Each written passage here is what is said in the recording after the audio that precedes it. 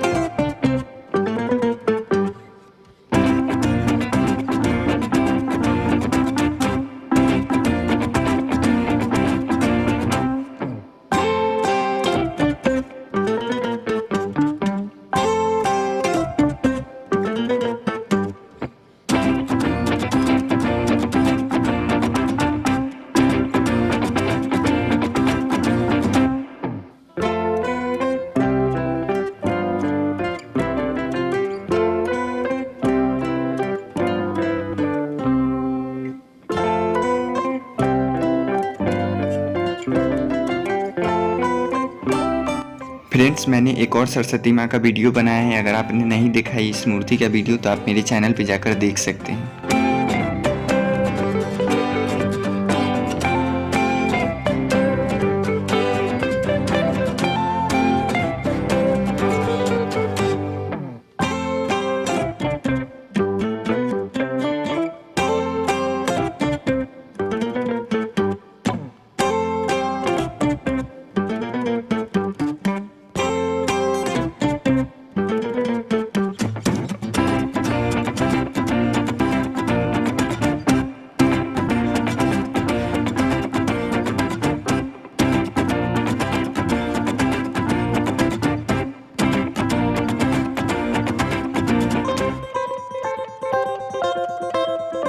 मूर्ति का फेस मैंने इसी फ्रेम से बनाया है। अगर आपको देखना है कि ये फ्रेम मैंने कैसे बनाया है तो इसका लिंक दिया हुआ है डिस्क्रिप्शन में, आप वहाँ से जाकर देख सकते हैं।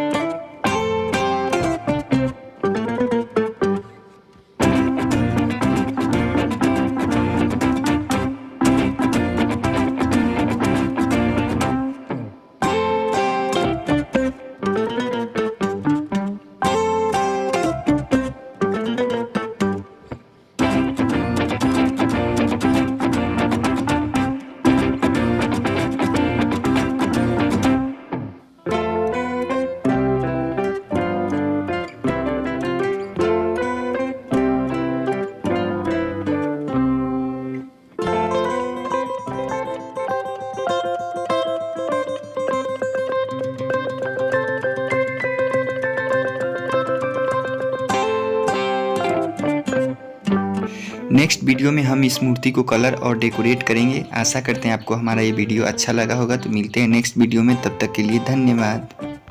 और इस टाइप के और भी मूर्ति और क्राफ्ट का वीडियो देखने के लिए आप मेरे चैनल को सब्सक्राइब करना ना भूलें।